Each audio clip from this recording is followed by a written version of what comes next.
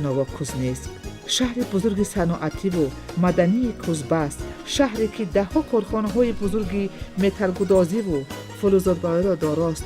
شهری که تاریخ بای دارد و امروزها هزاران هموطنان ما در این شهر بزرگ صنعتی پهلو به پهلو با مردم روس و تاتار و شارزها در سمت‌های گوناگون پیشه مهنت می‌کنند و در چاره‌بینی‌های مهم سیاسی و فرهنگی شهر و فدراسیون روسیه و جمهوری تاجیکستان فعالانه شرکت می‌ورزند و هم در آبادی روزگار خویش و هم در آبادی وطن سهم‌گذاری می‌کنند.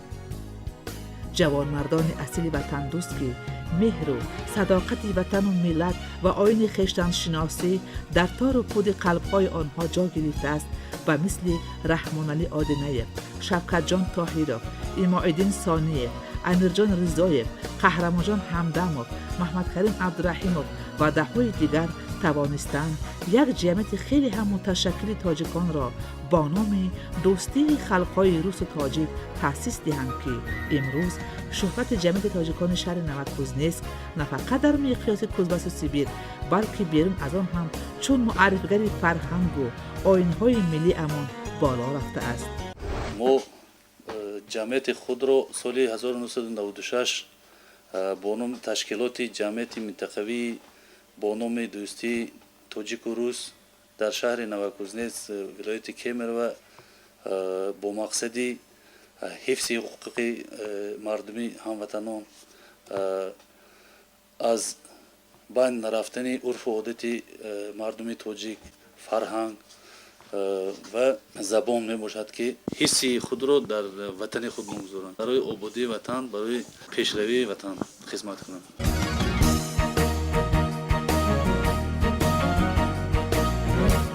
امروز که ما در شهر نووکوزنسک ولایت کیمیروف زندگی و فعالیت به سر برده ایستاده‌ایم. در شهر نووکوزنسک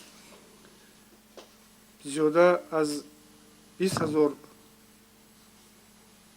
تاجیک زندگی کرده ایستاده است. امروز ها چقدر که به همه ما شما معلوم است در کجایی که باشیم باید در فکر وطن، در فکر آبادی، در فکر چخیل و وطن تنجی بدن باید باشیم و حرکت کنیم. هرچند که از دیار دورم باشیم هر یک فکرهای خوبی که از طرف رهبر دولت، از طرف حکومت، از طرف رهبر دولت امام علی رحمان پیشنهاد کرده می شود همه طرفا با دستگیری جمعیت تاجیکان همه طرفا دستگیری میکنیم. هر عنعنه‌ای که ملی که می شود در شهر نووکوزنسک با در صف بلند گذرانده می شود. این روزها که ما در شهر نووکوزنسک زندگی و فعالیت کرده ایستاده‌ایم همه طرفه در فکر آبادی مردم خود هستیم. چقدر که به همه ما شما معلوم است دیده ایستادیم هر وقتی که به تاجیکستان می رویم نظر میکنیم هر یک رفتیم یک نویگری ها بهبودی ها شده ایستاده است. این با چشم میبینیم. در اصل این کاری آسان نیست. هر یکی ما در جای باشیم شکر کنیم که دولت داریم، رهبری دولت داریم که هر کاری که میکنیم برای باید آبادی، برای تنجی، برای بهبودی ملت باشد. به قدری رهبر دولت رسیدن در کار است که این مهنتایی که برای مردم کرده ایستاده است این کاری آسان نیست. برای همین ما مردم مهاجری که تاجیکان برونمرزی که در روسیه زندگی کرده ایستادیم همه وقت در پای آبادی، بهبودی وطن باشیم. حصه خود را در وطن گذاریم. خود در ساختمان مکتب است، خود در ساختمان کودکخانه است، صغیرخانه است، یک کمبغل است، بیچاره است، باید ما دستگیری کنیم. این روز که ما در روسیه زندگی کرده ایستاده‌ایم این از کجا هست؟ ما را تاجیکستان خانوند آمد اینجا صاحب آب و رو، حرمت و احترام، صاحب کارخانه ها، صاحب همه شرایط ها مهیا شدیم. فراموش نکنیم که ما تاجیک هستیم، وطن داریم، دولت داریم. این روز که مثال من رهبر شرکت ساختمانی هستم، زیاده از 40-50 نفر کار میکنند با ماشهای خوب سری وقت. مردم ما را با کدام خاطر حرمت و احترام میکنند. مردم ما مردم بسیار مردم خوب است، مردم مهنت دوستند، با مهنت خوب، با رفتار خوب، با کردار خوب مردم ما را ناز میبینند، حرمت میکنند. ما باید در کجایی که باشیم نباشیم حرکت کنیم که تاجیک هستیم، نومی توجیک رو بسیار پس نکنیم. همه وقت حرکت کنیم که در پای آبادی و وطنمون باشیم.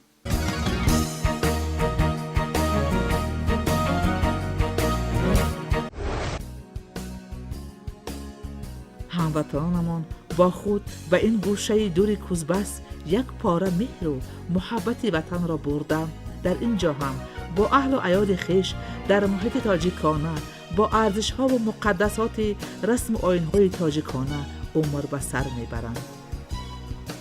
جامعه سالم از عائله سالم ابتدا می‌یابد و به هیچ کس پوشیده نیست که عائله برای مردم تاجیک مقدس و عوض نشونده محسوب می‌یابد، زیرا پاکی و وفاداری، حرمت بزرگسالاران و طرفین در تشکل ذهنی و معرفتناکی، در تشکل انسانی و اخلاقی فرزندان و خاصه نسل نورس و جوانان اهمیت مهم دارد. این لحظه ها ما در یکی از خاندان هموطنان خود که امروزها در شهر نوکوزنسک منطقه سیبیر فدراسیون روسیه سربلندانه کار و زندگی میکنند در عائله طاهرов ها قرار داریم. السلام علیکم هموطنان عزیز. ما در شهر نوکوزنسک زیاده از 27 سال است که زیست و زندگانی داریم و با همراهی اهل عائلمون در شهر نوکوزنسک منطقه سیبیر زندگی به سر برده ایستادیم. اینا 4 فرزند کلان کرده ایستادیم. من همچون خودم مادری خوشبخت حس میکنم. من درباره فرزندان همچون زن، همچون مادر، همچون خوشدامن میخواهم که از آن جمله دختران همین دختران در خانه باید پختن، شستن، دوختن، همین کارها را یاد دادن ما در کار. اینها آینده نمونه جمعیت شوند، در جمعیت خدمت کردند، در جمعیت فرزندهای با آبرو، با ننگ و ناموس نمونه خلق شوند.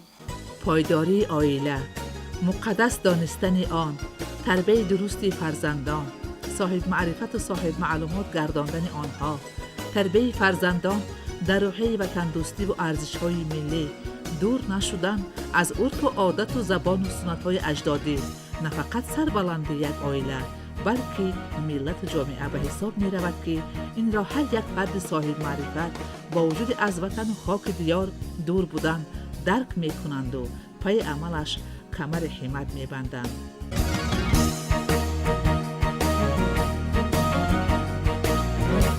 خواهان آن هستیم که بگذار آتش مهر و محبت مردم تاجیک و وطن و وطنداری و رسم و آیین‌ها و سنت‌های اجدادی‌شان انا و مثل انا همین آتش تنور تاجیکی دائما فروزان و جاویدان باشد.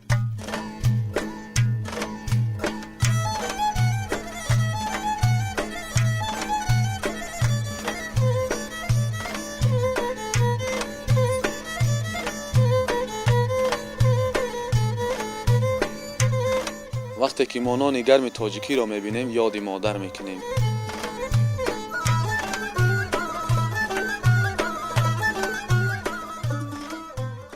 با دستگیری و ابتکاری جمعیت تاجیکان شهر نوکوزنسک هر روز یک شنبه فرزندان هموطنان ما در مکتب مخصوص جمع آمده از آموزگاران پرتجربه درباره تاریخ و فرهنگ و زبان و مقدسات ملی امان سبق میگیرند.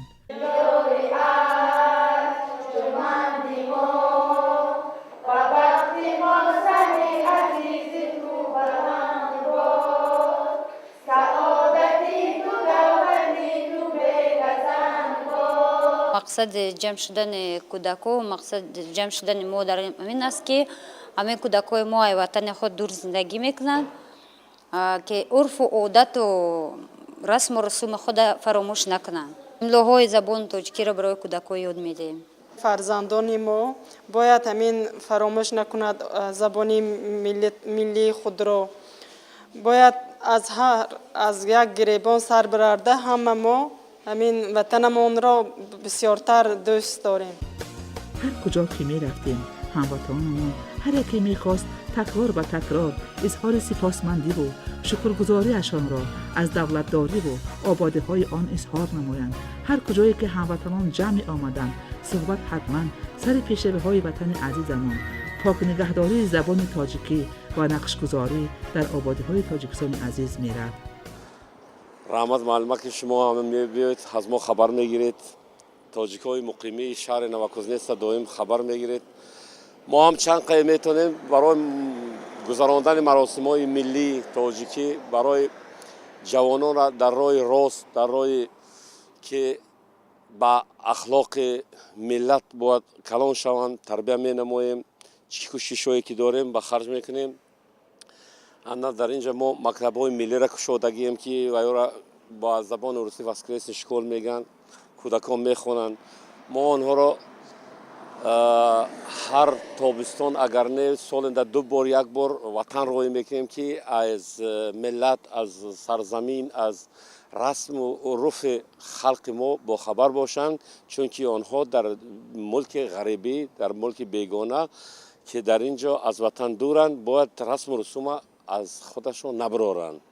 چه رسم رسومی بابگی که ما داشتیم آنها را دوام میدیم، انکشاف میدیم و که کودکان ما، جوانان ما در این را بروند. خب درباره وطن چی گفته وطن می‌کنید؟ جای بهشتی ما وطن است. جای بهشتی ما وطن است که ما دائم در تلویزیون تماشا میکنیم. از تاجیکستان از زیباتر وطن در جهان نیست. ما از که ما شکرانه میکنیم که وطن ما وطن زیبا آبادی است. ما شکرانه میکنیم که با ایق زیباتر شود. ما در جایی که باشیم وطن خود ما دوست می‌داریم و میانه‌داری میکنیم، یاردم خود ما میرسونیم. ما تاجیکان مقیمی که در شهر نوکوزنیتس فعالیت زندگی به سر برده شدیم، اقدام‌های نیکی رهبر دولت، حکومت تاجیکستان را باز بسیارتر حرمت و احترام کنیم، دستگیری کنیم. دیده شد که تمام در شهر نوکوزنیتس استودنتایی که در اینجا با همه شرایطش مهیا خوانده شدند، هر اعلان‌های ملی که از طرف حکومت تاجیکستان میشود جشن گرفته شدیم. خب از وظیفه ما رهبران هست که باز زیادتر مهر و محبت به وطن خود دستگیری کنیم، حکومت خود را برسونیم که مثلا ما زاده تاجیکستان هستیم. ما شکر کنیم که تاجیکیم، تاجیکستانیم، در عرصه جهان یک آواز داریم. شکر کنیم که رهبری خوب داریم که همه شرایط برای مردم تاجیک و تاجیکستانیان مهیا کردگی است. دوست داشتن وطن، حفظ و گرامی داشتی رسم و آیین و زبان پاک تاجیکی، نقش مناسب خویش را گذاشتن در آبادی و رشد تاجیکستان عزیز. برای هر یک هموطن ما که امروزها در شهر نوکوزنیتس که فدراسیون روسیه سربلندانه کار و زندگی میکنند در مد اول میایستد، زیرا آنها خوب میدانند که یک وطن دارند که نامش تاجیکستان عزیز میباشد.